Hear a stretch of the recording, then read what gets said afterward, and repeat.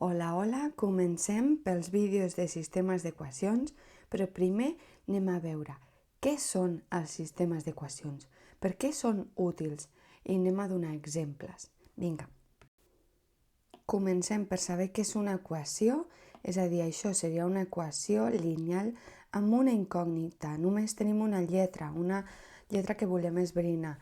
En aquestes que ja sabeu com funcionen, doncs serien equacions. Però què passa? Ara passem a un sistema. Vol dir que tenim dues o més, però en aquest cas farem dues. Dues, però què passa ara? Que tenim dos incògnites, la x i la y, normalment, però poden ser unes altres. Però normalment trobarem x i y. Per això hem de resoldre amb diferents mètodes que us explicaré properament a uns altres vídeos. Però ara podríem pensar dos números que sumats donin 5 i restats donin 1. I segur que se us acudirien els números. Per exemple, 4 més 1 són 5, però 4 menys 1 no són 1. Però 3 més 2 són 5, veritat? I 3 menys 2 és 1. Doncs ja tindríem que x val 3 i y val 2. Veieu que quan són així de senzills és fàcil. Llavors, quan tenim aquestes solucions, què són? Això és el punt on es troben aquestes dues funcions. Aquí tenim unes altres, però imagineu-vos que aquesta seria la primera i aquesta la segona. En el punt on es troben és aquesta solució. I això és una coordenada, aquest punt. I aquesta coordenada surt de les solucions. És a dir, per aquest exemple tindríem que la solució o la coordenada seria el 3, 2. Val? Llavors, si féssim, aquí seria 3, 2, doncs aquí, en aquest punt d'aquí, que estic marcant aquí, veieu? Aquest seria el punt que es creuaria aquestes dues rectes. Sempre són rectes perquè al final es transformen en funcions lineals. Per tant, és una línia recta. Val? Això per una banda, anem a veure més cosetes. Què passa? Jo us he dit que en el punt on es troben és la solució. I aquestes rectes es diuen secants. Val? Llavors tenen la solució única, que és un punt on es troben. Però hi ha vegades que no es troben. Mireu aquestes dues rectes. Com són? Són paral·leles. En aquest cas és impossible, no hi haurà cap punt, si són paral·leles, en el que es trobin aquestes rectes.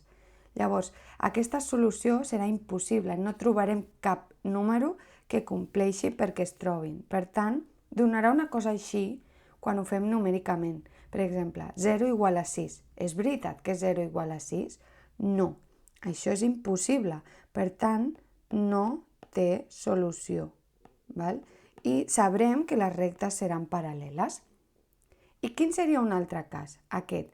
Aquí sembla que només hi ha una, però hi ha dues. I són totalment coincidents. Veieu?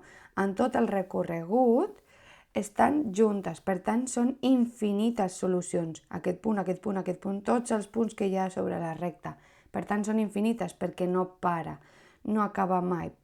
Llavors, com trobaríem això en escrit amb números? Doncs ens donaria 0 és igual a 0. 0 és igual a 0 és cert, perquè 0 és igual a 0, però són solucions infinites. Quan surti això voldrà dir que les solucions són infinites. Per tant, seran coincidents. Val? Llavors, aquestes són les tres solucions possibles que poden donar un sistema d'equacions, que recordo que ho resoldrem als altres vídeos pels mètodes diferents que hi ha. I per últim, on podem trobar aquests sistemes d'equacions? Doncs podem trobar en situacions de quilograms de peres i plàtans, que tens una situació que compres 2 quilograms de peres i 3 quilograms de plàtan i dona 7,80 €, o 5 quilograms de pera i 4 quilograms de plàtans i dona 13,20 €. Esbrinar quan val cada quilo. O en conills. Tenim conills i gallines, seria x, y, no? Conills i gallines. I tenim 18 caps i 42 potes, perquè les gallines tenen 2 potes i els conills 4. Doncs quants conills i gallines tenim? I després, els típics problemes també d'edat mare i fill.